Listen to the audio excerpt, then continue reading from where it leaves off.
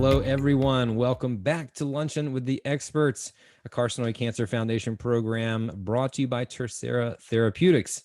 I'm Rain Bennett. It is our last show of the year for the holiday, so I came decked out, but I can't really take myself seriously when I wear this hat. So I did this for you all at home. This is what I do for you to make this show enjoyable. But I can't take myself seriously because I see myself in the camera right there. So this is it. This is all you get to see. I told our guest today that I'm going to have to remain classy, but I just wanted to say happy holidays to everybody out there.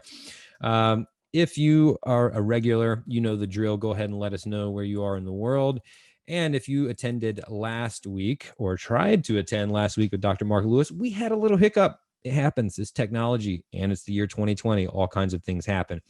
However, I just want to say in the foundation's defense, it was a Facebook glitch, and I suspected that to be so, and it corrected itself within the next day or two. So hopefully that won't happen ever again, but if it does, we'll keep on rolling just like we did, and we welcome you back. We're excited that you're here, and we will reschedule with Dr. Mark Lewis, who is an awesome individual, hopefully in the springtime, hopefully March or sometime like that. So we'd like to thank our sponsor, Tercera Therapeutics, for their support of Luncheon with the Experts. We couldn't do this without them. And we have a quick disclaimer before we get started today. The opinions expressed by the guest presenters, as well as the questions asked by the audience at home, have not been created or suggested by the sponsors of the Facebook Live program. And CCF does not endorse or promote any of the views, opinions, or information provided in this presentation. And audience members, that's you all, should not rely solely on the opinions or information expressed by the guest today and should seek guidance and direction from their own medical advisors regarding any choices they make about their health or treatments. That is the main takeaway. Always talk to your home team before you move forward. We're going to try to give you some good guidance today, or at least our guest will. And our guest today is Tara Whyand. And we talked a little bit about where she's from, which is across the pond, as they say in the UK, and how over here we like to say Tara. So I made sure that that's not what we're going to do today because it is Tara, right, Tara? Yeah. So tell us a little bit about what you do. For those that don't know you, and I know your reputation precedes you, how do you serve the NET community? So I started to specialise in neuroendocrine cancer when I came back from Australia in 2012 and started working at the Royal Free Hospital in London. And so I've been specialising since then. First, I was just clinically involved with patients, so having clinics, going to the wards, and then started doing some research. And then started also on top of that having a private clinic. So I'm now mainly just private practice. So I see patients privately all around the world. So that's what I'm doing at the moment. Also on top of that, I'm kind of helping out with the COVID-19 effort as well. Oh, interesting. Well, I definitely want to dive into that a little bit, especially now that, at least in my part of the world, things are picking back up. Picking back up is not even fair. I mean, like skyrocketing at the moment. So how would you say, what are the most common ways that you help your patients? So most people will understand themselves that it's a very complex area in terms of nutrition, and it's always a mix of things that we have to help people with. So sometimes there's a weight issue, so we might help. It's mostly trying to regain weight or trying to maintain weight. Occasionally with things like insulinomas, people have gained weight, or they may have other hormonal disturbances, but it's mainly maintaining weight, maintaining muscle mass. We do a lot obviously around loose stools, pancreatic exocrine insufficiency, bile acid malabsorption, different types of diarrhea, nutrient deficiencies, mineral malabsorption, vitamin malabsorption, getting people tested, hair loss, all these kind of a variety of things.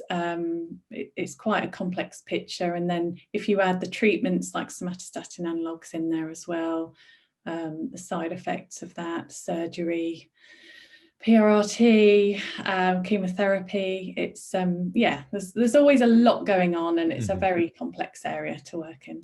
So everybody listening and everybody joining us today, I mean, this is a great opportunity. I know from doing the show week in and week out that nutrition and diet and is such a big point of confusion sometimes. It's such a big problem that people need to navigate. It's a question that comes up over and over again. So I think this is such a great episode and such a great opportunity for you and anyone else in the community to understand and learn from Tara, what guidelines to follow, what diets are best depending on certain situations.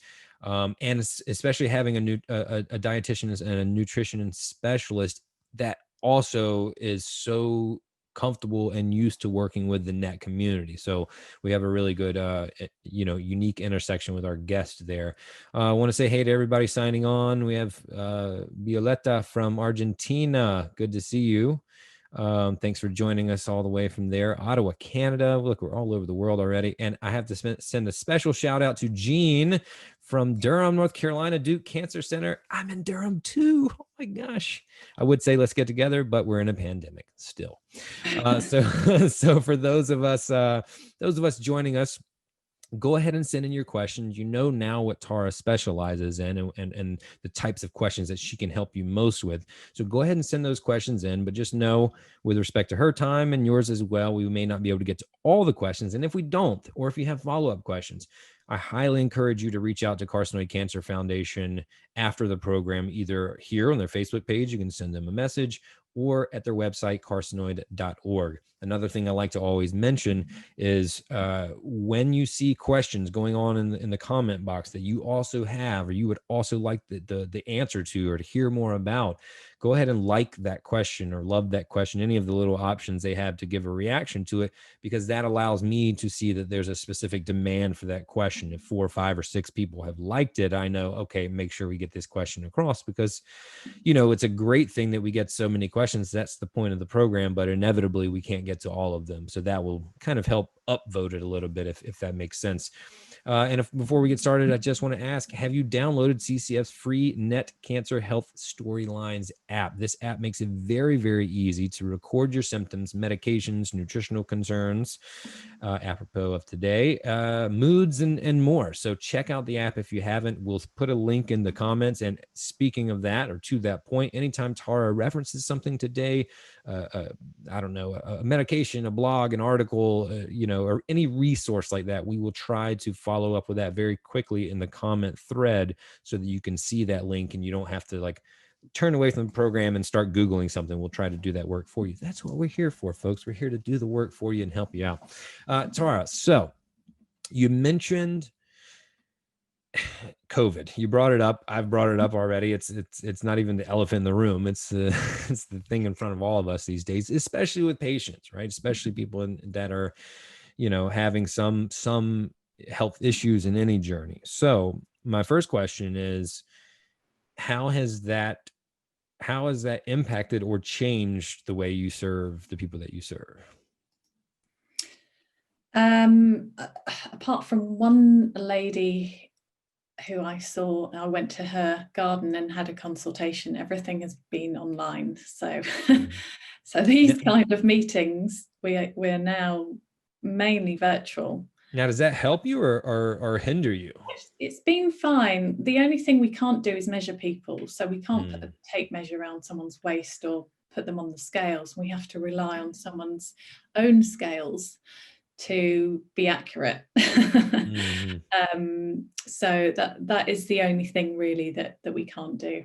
As long as the internet connection is good and it's clear, you can really see someone's state of health. So it's fine. Yeah. Now, what complications or challenges has that presented to your patients in terms of nutrition, in terms of what they should be putting in their body? Has it changed anything? So within the kind of the NHS, some dietitians have been moved into just COVID kind of roles. So whatever they're needed to do. So some of the time those dietitians are unable to do the normal appointments, obviously face-to-face. Some of them are just over the phone. Some hospitals only do over the phone, so they can't see the patient. And there was a few months where consultations weren't happening so much. So say if you went in for surgery, you may not have seen a dietitian when actually you really needed to. And it's things like starting pancreatic enzyme replacement therapy, the Creon and things like that. And you know, getting a head start on nutrition, trying to get enough protein in, having some good advice. So actually, private wise, there's been obviously you have a big private sector in the US, but over here in all kind of streams, not just neuroendocrine cancer, it's actually become more popular to see a private dietitian or a private specialist. I have lots of questions, and so do the people, so we'll make sure we get to those. But at what point should one start to consider nutrition and diet when they get this diagnosis? Is it immediately? Is it, okay, handle treatment first and then incorporate it? At what point in the sequence of things should that be implemented or addressed? Yeah, I mean, ideally at diagnosis, that would be the gold standard to just see if there's something that you know, that we can help with. And usually that's if there's no symptoms, nothing, you know, is someone's not losing weight and there's nothing too alarming. It's just basic things like you know, monitor your symptoms, monitor your vitamins and minerals, make sure that you have a very high protein diet. As with any cancer diagnosis, you need to have a high protein diet. And then it depends what treatments come along. Your diet changes with every treatment. So ideally at the beginning, some people do contact me and they're very proactive and there's nothing really wrong, but they just want to check, and that's fine, you know, that's fine. But we do ideally need to be involved from the beginning because there are lots of people that aren't fine as well. Now, what ways does a neuroendocrine tumor patient differ from another type of cancer or any other type of patient in terms of nutrition? Are there things that type of patient specifically needs or doesn't need? It's mainly if a tumor is functioning. So if it's functioning like and someone has carcinoid syndrome, then we need to be aware of triggers of carcinoid syndrome. If that tumor was in the same part of the bowel and wasn't a neuroendocrine cancer, then we wouldn't need to worry about triggers. We would just do the normal oncology nutrition, which would be high protein, manage the weight, or any aspects of surgery that someone would have. But it's mainly more complex where someone is releasing these peptides into the bloodstream and they have a carcinoid syndrome, or they have lots of diarrhea from a vipoma, or changes in blood sugar because of an insulinoma, those kind of things. Got it. All right, I'm going to start asking some questions from the audience. So we have Tom, who's a top friend of the foundation. Hey, Tom, good to see you again. Tara, I try to keep low amine and vegetable-based proteins food as much as possible. Do you have other advice for those of us with malabsorption due to low bowel resections? Thanks. That's quite a complex question. Well, let's break it down. Let's break it down into parts then. So in terms of protein, unless someone's very fixed on going for a vegetarian diet for religious reasons or ethical reasons, and we do, it's probably better to have animal-based protein. So whey protein is easily absorbed, and you get more selection of amino acids if you have an animal-based protein, so from meat or from fish. Was the question in regards to managing carcinoid syndrome, did you say? No. I didn't. No, he just said, do you have any other advice for those of us with malabsorption due to short bowel resections? Small bowel or short bowel syndrome? There's a difference. Okay. He says short bowel resections. Tom, if you have any follow-up to that, let us know. Yeah, so short bowel syndrome Mhm. is something completely different, and that's basically the failure of the intestine to support, health, and often people end up on parenteral nutrition, which is food liquid directly into the blood system to feed someone. So small bowel resections are very common. It's more common just to have a small bowel resection, and it can take up to 2 years to heal. But in terms of protein, as I said, animal is probably a bit better than vegetarian protein. There are other aspects that you would need to think about as well. If you're on treatment with somatostatin analogues, and you're probably looking at needing pancreatic enzyme replacement therapy. It depending on where in the bowel has been taken out, then you might be looking at vitamin and mineral replacement.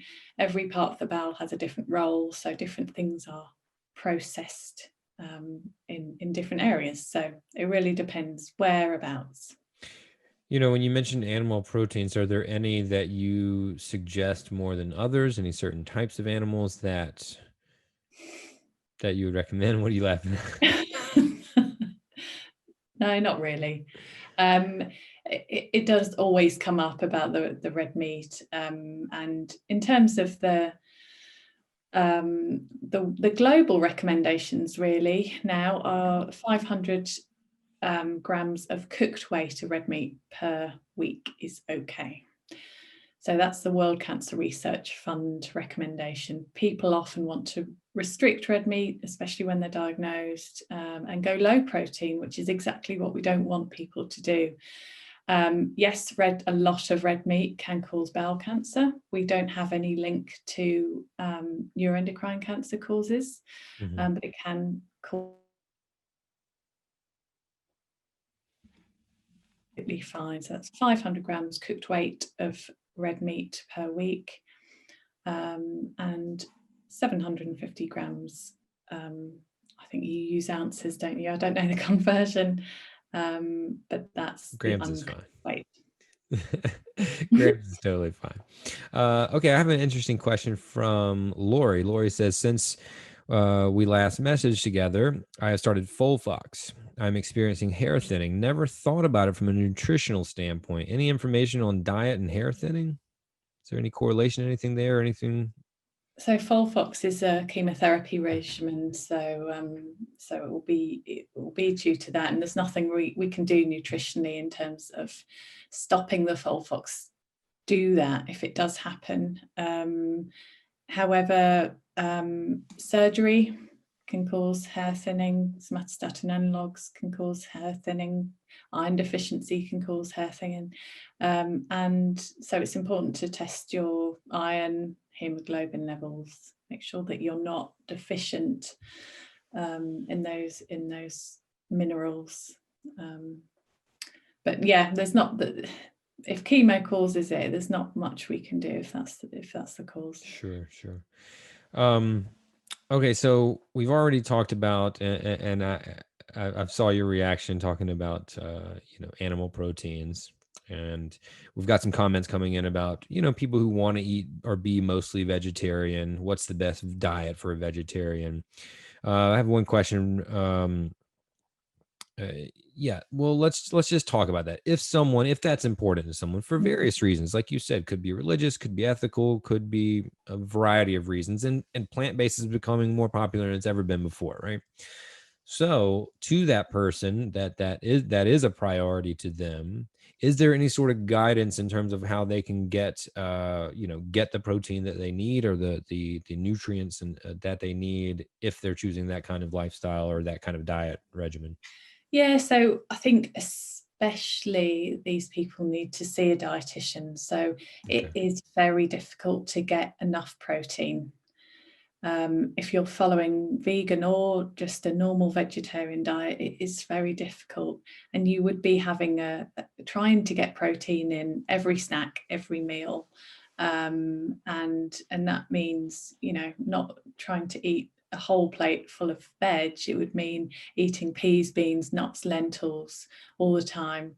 Often people say, okay, well, I'm willing to have whey protein, or, I'm okay to have a couple of portions of fish a week, because this is important that I get enough protein. But it's difficult. And also, if you also have pancreatic exocrine insufficiency, the only medical approved enzymes are from pig origin. So that also causes problems. I've only had one patient, I think, in the past 8 years who will not have those enzymes because of the pig origin, because they are approved, halal approved, and kosher, because there is no alternative, no reliable alternative. And for that person, it's very difficult to absorb food, because these enzymes aren't just needed to digest fat, they're needed to digest protein and digest carbohydrate. And if you don't digest food, you also don't get the vitamins and minerals from your food delivered to the rest of your intestines. So it's a very difficult decision to make if you don't want the enzymes, especially. But yeah, it requires seeing a dietitian, because it's hard. It's hard work. Even if you didn't have a cancer diagnosis, getting enough protein is still hard. Yeah, absolutely. Thank you for that. Thank you for your question. I have a question from Jean, who again is from Durham. So shout out. You guys have a Durham too, right? Yeah, we do. Yeah. So Jean says, I'm in that very small population of NET patients with weight gain and constipation versus the opposite. I've been to 2 dietitians that were supposedly NET dietitians, but they had no help for me. My NET specialists all say good and then the message cuts off. So, is that a problem? And if she is experiencing weight gain and constipation, is there anything within her diet that she could change? Any changes that she could make or should make?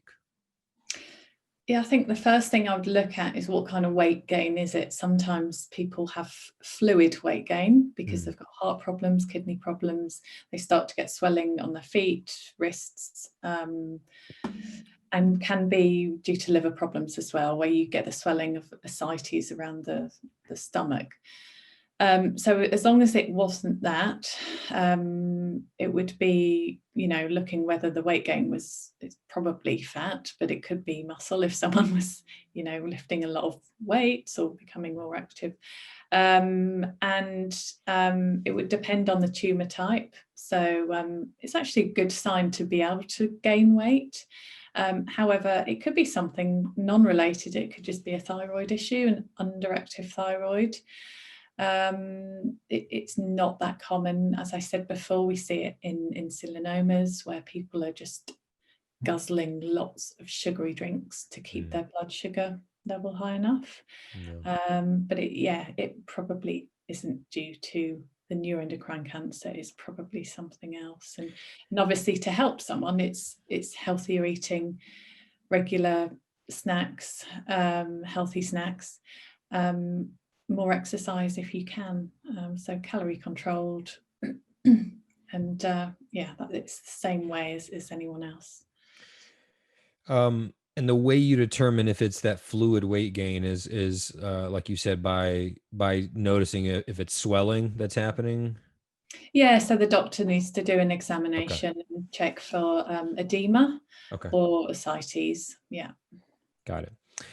Folks, if you're just joining us or if you joined us late, we are here lunching with the experts with our guest today, Tara Whyand. We are talking about diet. We are talking about nutrition. We are talking about all the things that you can do to help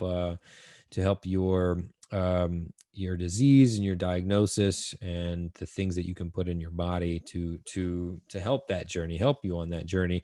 So if you are joining us, get your questions in. If you know somebody that is interested or would benefit from the topic that we're talking about today and the guests that we have, you can tag them in the comments and let them know this is going on live. You can share the video to them over Facebook.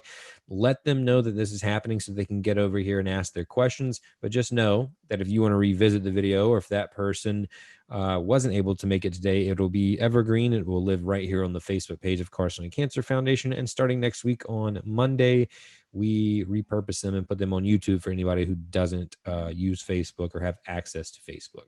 Now, Tara, we've talked a lot about diet and nutrition, obviously, but you mentioned a word in your last answer that piqued my interest, and I'm wondering, I'm wondering if you're comfortable speaking to the element of exercise. This is a question that we get a lot too. Obviously, it kind of goes in tandem with nutrition. Is that important? How important is that to use in combination with the right diet? And any suggestions for people who are trying to incorporate exercise into their regimen? Yeah, so exercise, especially muscle strengthening exercise, is important right from diagnosis. So the work that I was involved in at the Royal Free Hospital was measuring people and their muscle strength and their muscle mass at diagnosis. And a lot of people already show signs of reduced muscle mass and reduced muscle function at diagnosis. Even though they may look okay, they may look slightly overweight, their actual muscle function and mass has gone down. So that's a really important thing, because if it continues, then you lose muscle function, you lose strength, you lose the ability to move around and be as strong as you need to be. So we do promote exercise. We're trying to get programs up and running. Some charities already do it. So combined nutrition and exercise program. I've done a small program basically in Israel, and that was over video link to help people with their psychological aspects, exercise and nutrition. So it is very important. But the other thing which is really big right now is prehab. So it's prehabilitation prior to surgery. So our aim here, and you may have it over in the States and in other countries, is to really prepare someone as soon as they're diagnosed, is to get them into exercise, nutrition, get people strong prior to surgery. If you know they're going to have surgery, start the intervention before surgery, and the outcomes show that people recover a lot quicker, they have reduced hospital stay, and they get home quicker, and they're stronger after surgery. So that's really important. Yeah, I'm very pro exercise. Yeah, absolutely. As am I. So I'm curious. I'm sure it depends on the type of surgery that they're going to have, but are there certain exercises that, fundamental exercises that would apply that people should do in that prehab stage? That what are your suggestions or of some common exercises that are like that? I don't know, really help people through that and preparing them for this first surgery. Yeah, I haven't been part of it yet, so it's still a new thing here. There's only a couple of centres running it, but it is within our kind of national NHS network. Yeah. Supposed to be happening, and it's not happening. And obviously it was set back this year due to COVID.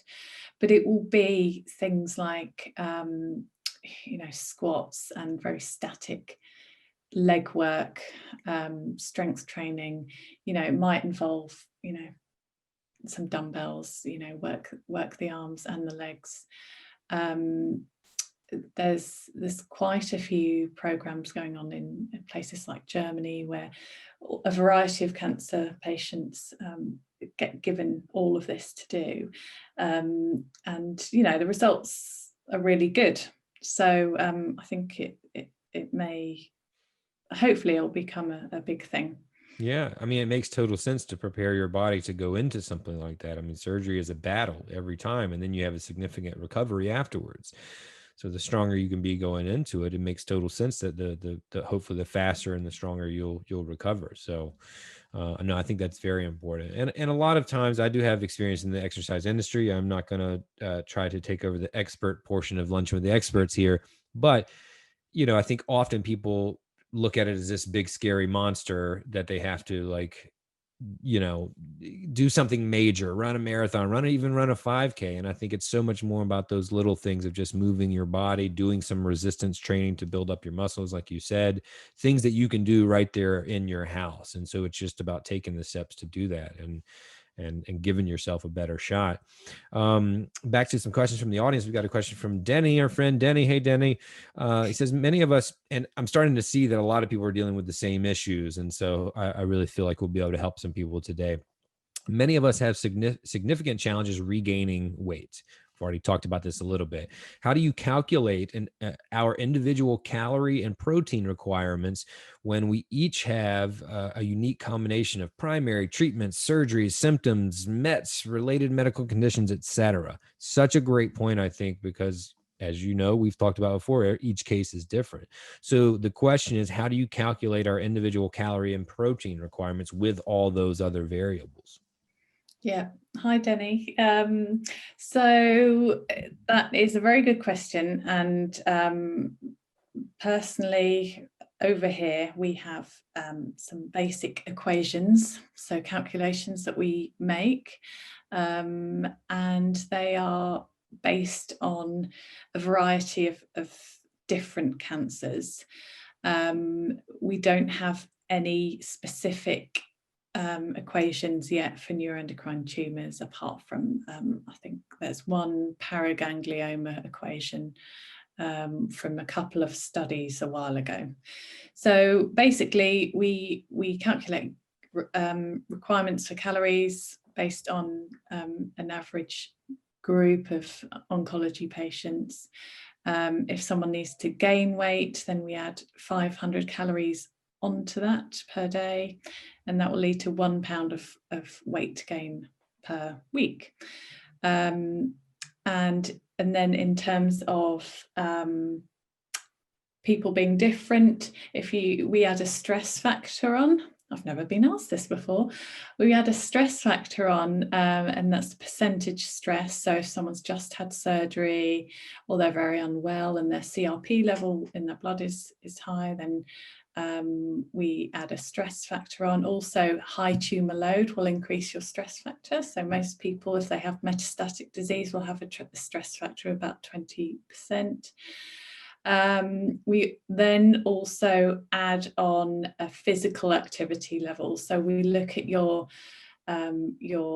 physical activity just during a normal day, and then if you have any activity for exercise purposes on top of that.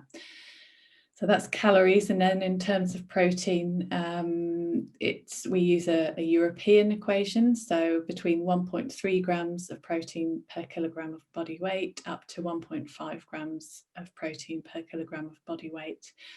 In terms of requirements, we don't have different reference ranges in terms of vitamins and minerals. So they're the normal reference ranges that we use. Got it. Thank you. And thank you for your question, Denny. So Anne says, this is again about protein intake. She's helping her husband who has issues with beans and broccoli and cauliflower causing dairy, causing terrible bloating and gas.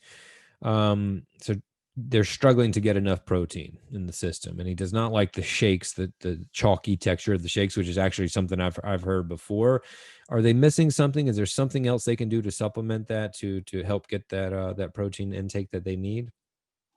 I mean, fish is usually very well tolerated. White fish or oily fish is well tolerated. If they don't like fish, then you're probably looking at more chicken, turkey, unprocessed food, so fresh meat.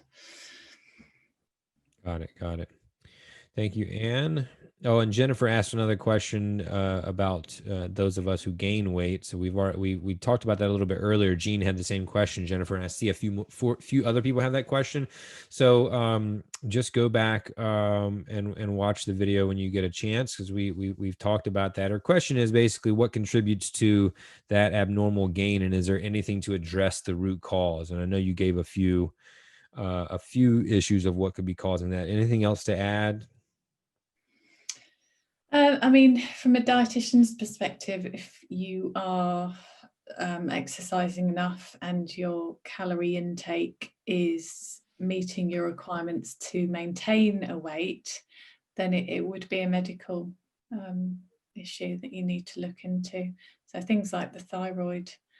But if someone's not having too much to eat and they are exercising, then we would sign them off as complete. Right, got it. Karen says, would you recommend the advanced micronutrient blood test for us with this type of cancer? You familiar with that?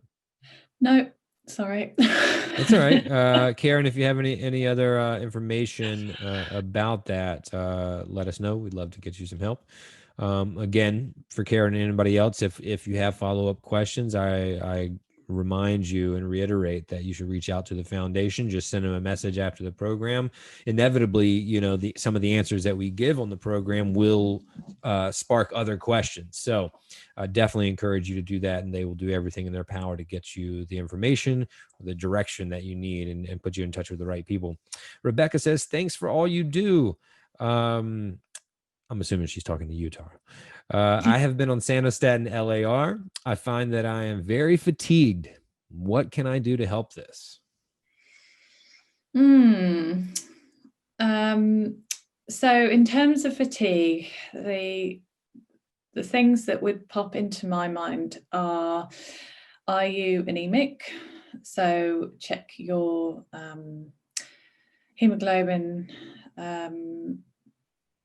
ferritin, B12, those blood tests. That would see whether you're anemic, so if you're tired and fatigued. Are you eating well? So do you have regular carbohydrate, so starchy carbohydrate rather than sugar, because sugar will cause peaks and troughs.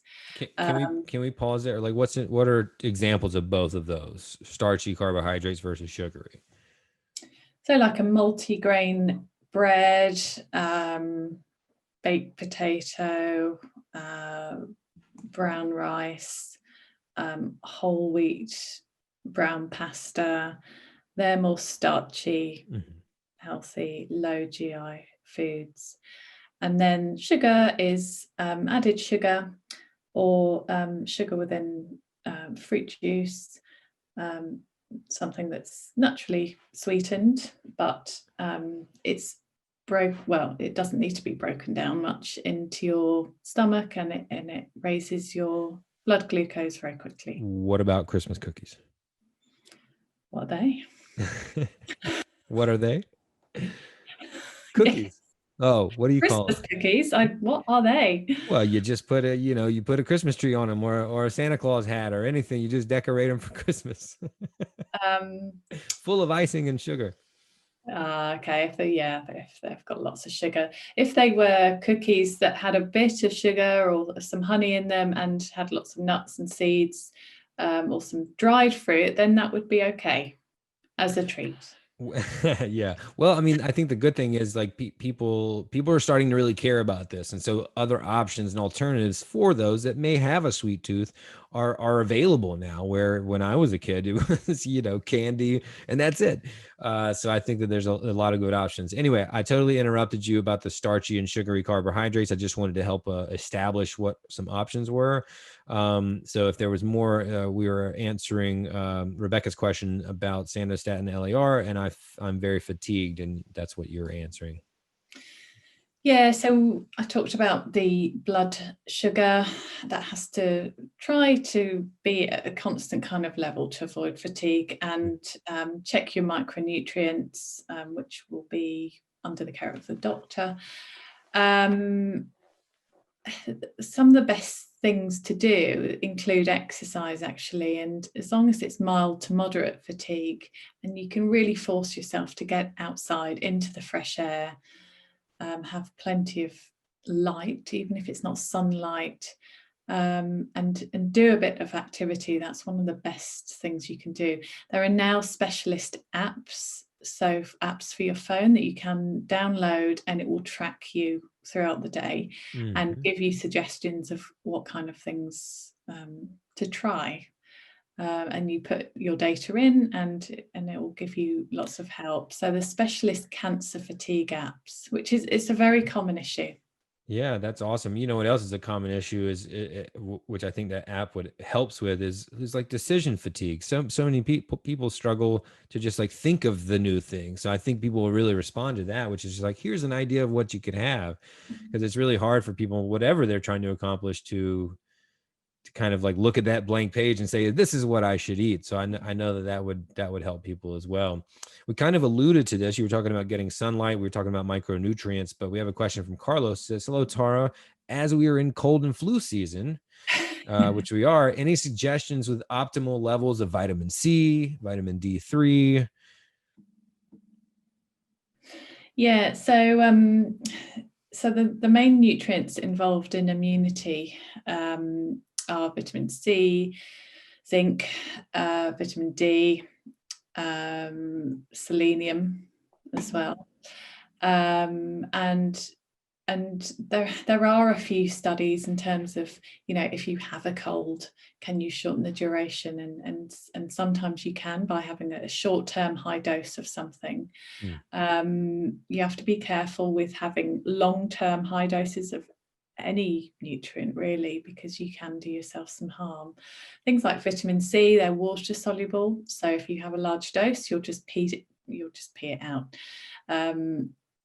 It's not recommended that you have a very high dose. Anything more than about 400 milligrams per day, you don't actually use.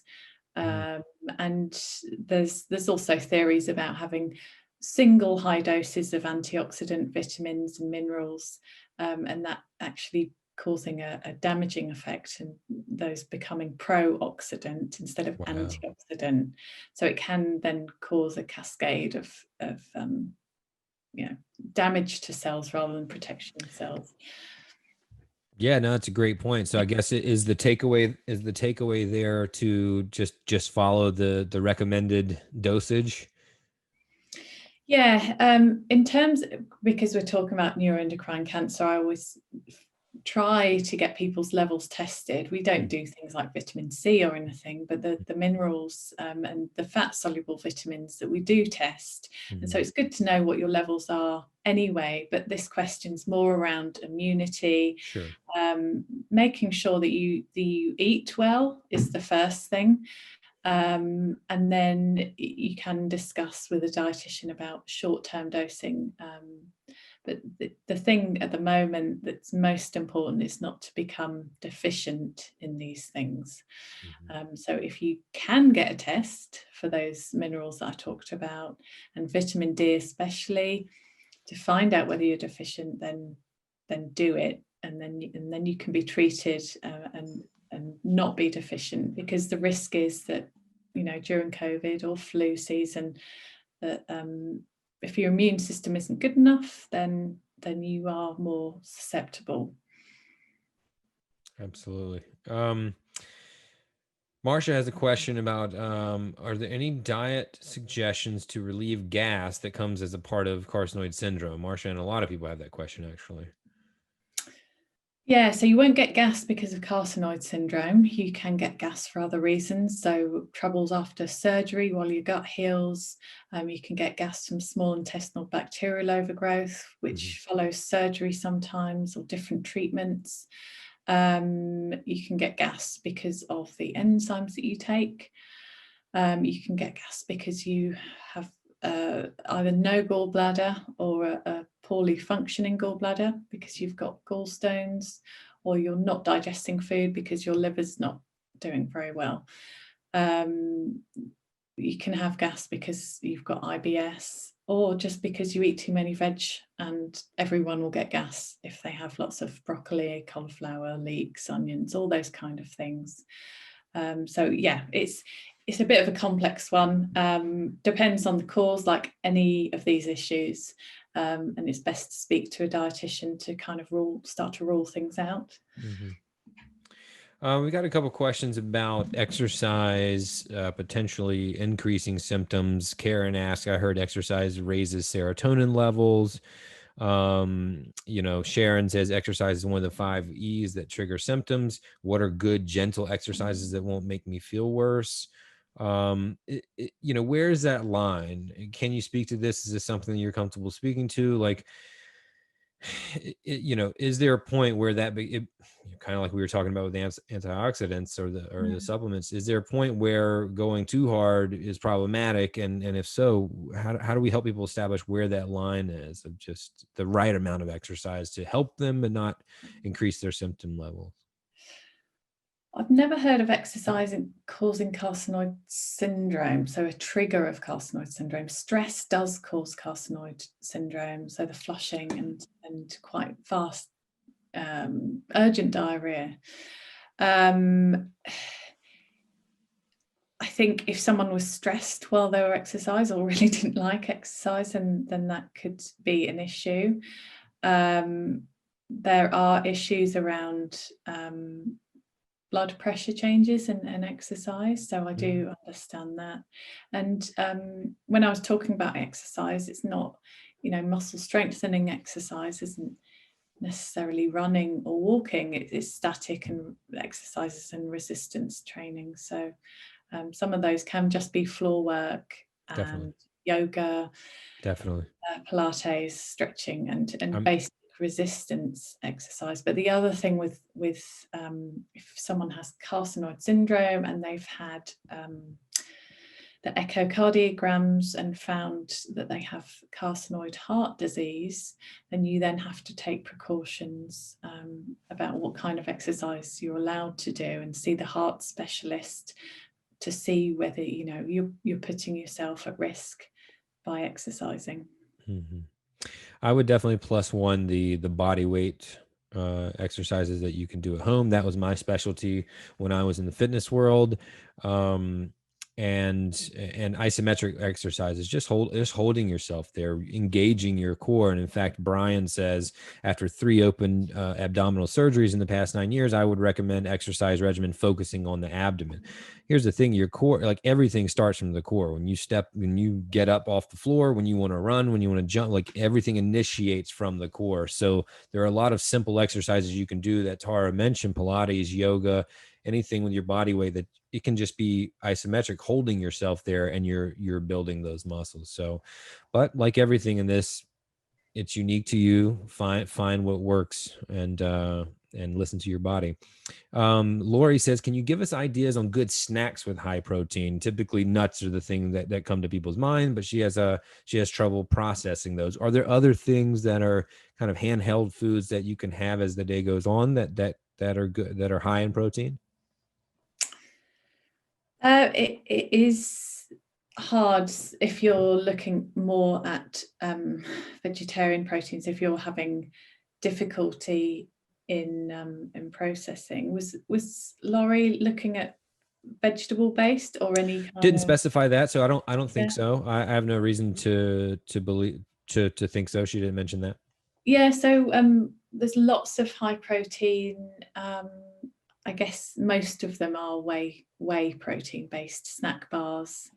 Not all of them have lots of fat in or sugar.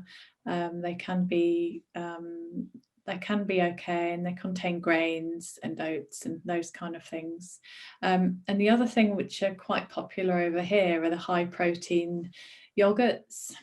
So we have an Icelandic yogurt called skyr, and that's quite high protein. And then the specific, drinks and things like that, which are high protein as well. What about things like jerkies and beef sticks and things like that are smaller and more handheld?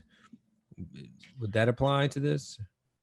So they're processed meats, I think. So no. So processed meat, if you're susceptible to carcinoid syndrome, which most people aren't, but it can be a trigger for those people because it's an aged processed meat. Right.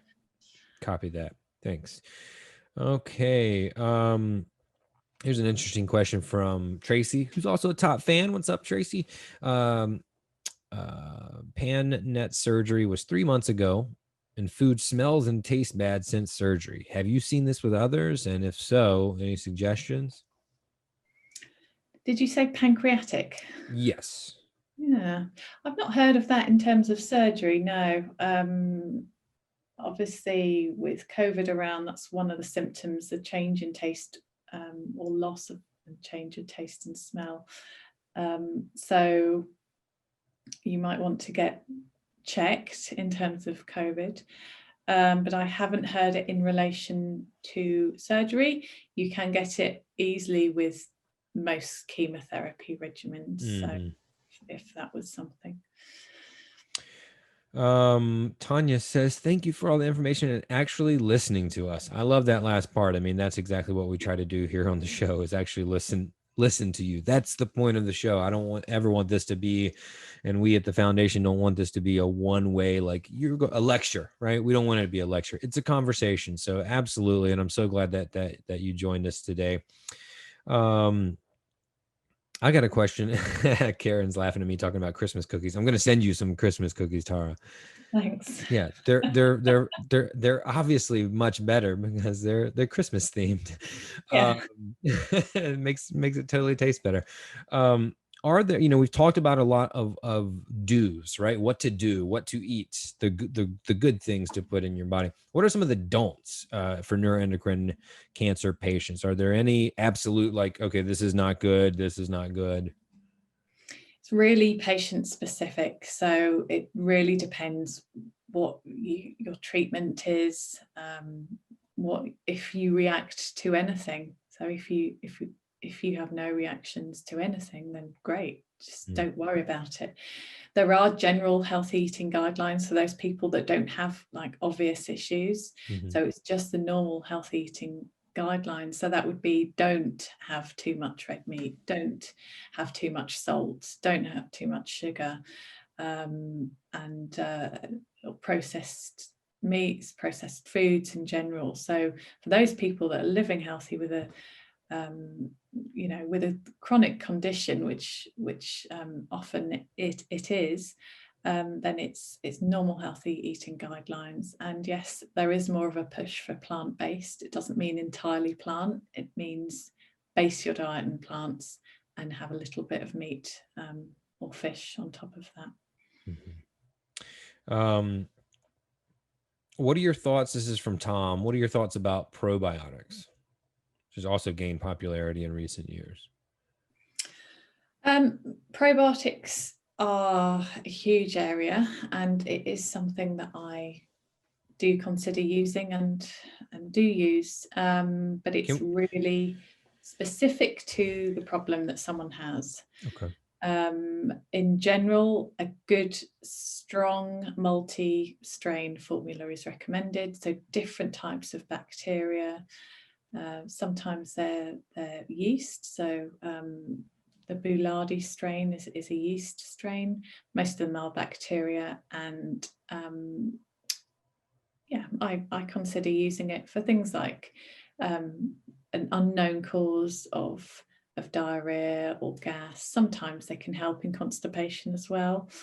They're a good idea to have just for general health. If someone can afford to have them, then it's absolutely fine. And the other thing actually just to note is if someone's on chemotherapy, that they're not usually recommended to have during chemotherapy or any other live bacteria that could actually infect the patient when their immune system is low. I have a question from Janet. It says, this is all new to me. I'm recently diagnosed. I'm waiting for surgery, and I'm seeing that, and you let me know if you agree with this or not. I'm seeing that juicing and vegan diet is recommended for cancer, but I'm here learning that protein is important for a NET. Is that true? And if so, why is this? So it's kind of... Yeah, all over the internet, the vegan diet or juicing seems to be recommended by non-experts. So it's not something that we recommend, absolutely not. Often we get people referred to us in a complete state and they've lost loads of weight by the time they get to us because juicing is not what they need. And yes, it's protein, high protein. You have higher protein requirements. It's not just us saying that. So yeah, you have to try and keep your weight stable when you're diagnosed.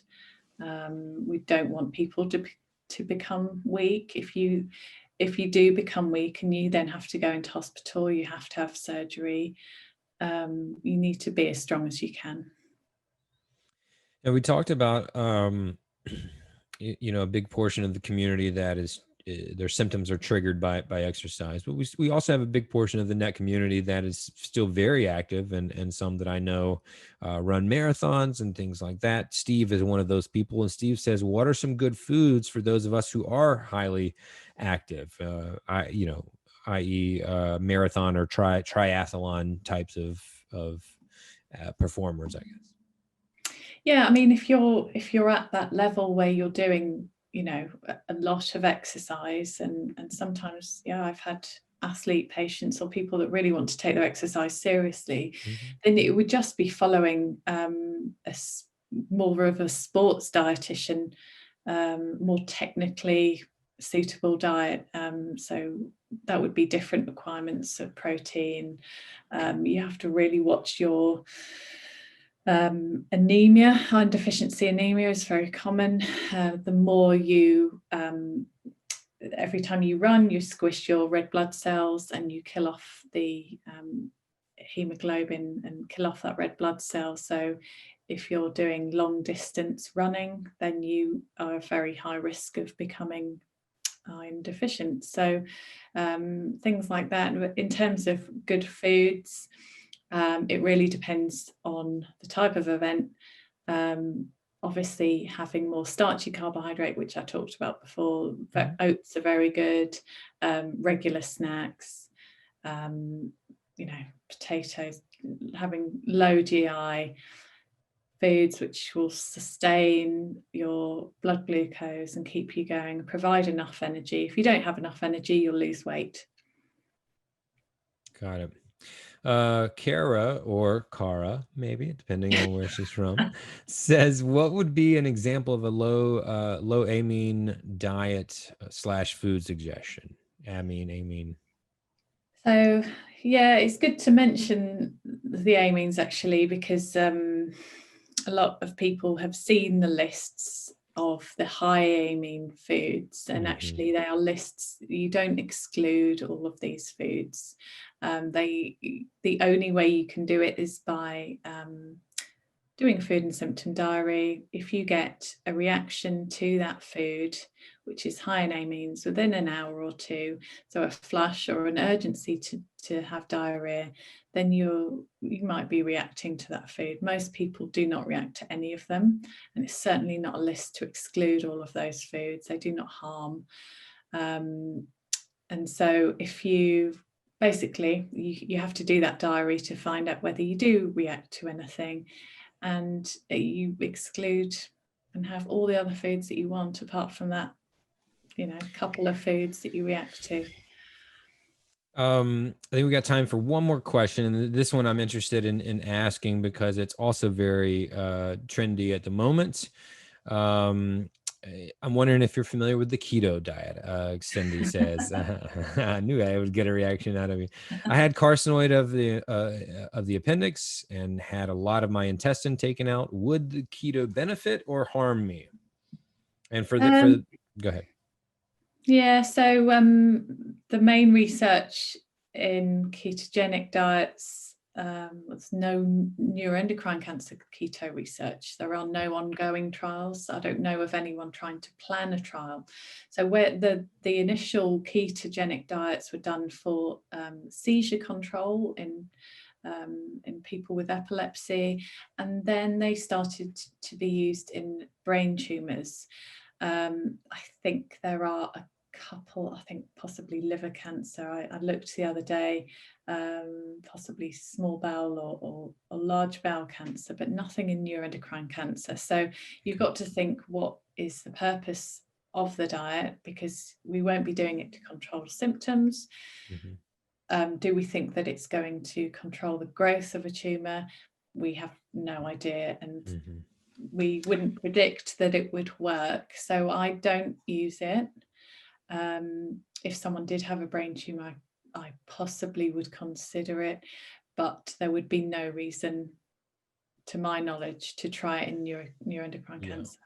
Well, I mean, and for those unfamiliar, it's not just, it's a popular term now. It's not just a low carb diet. It's high fat, low carb, almost no carb, and low protein.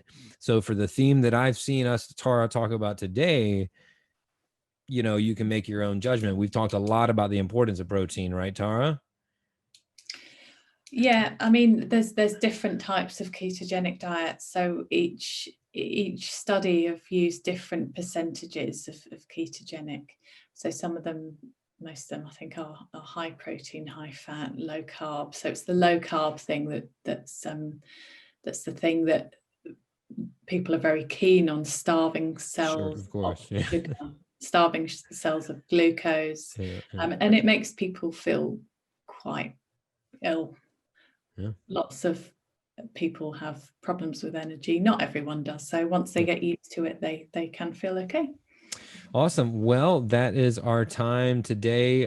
Real quick, I want to say this shout out from Gene, who says, thanks CCF for the platform. It's great to know there are others out there like me. Even if we don't get all our answers, it's good to know that I'm not alone. And I think that's so important to mention, because yes, obviously it's a big part of our mission. It's almost all of the mission to spread awareness and educate people about this.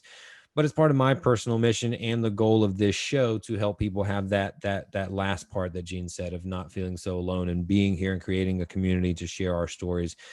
And Tara, thank you for taking your time to join the community here, specifically at Luncheon with the Experts. Obviously, you're a big part of the overall net community, but we appreciate your guidance and your wisdom today. And thank you so much for making the time for us. Thank you very much. It was great.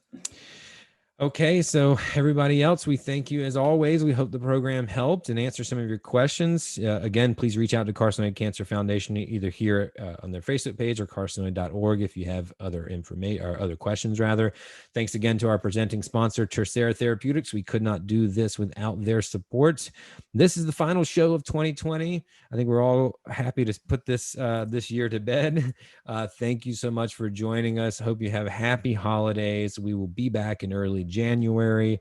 My name is Rain Bennett, your host. Thank you for watching, and please join us next time on Luncheon with the Experts. Stay healthy, stay safe, everybody.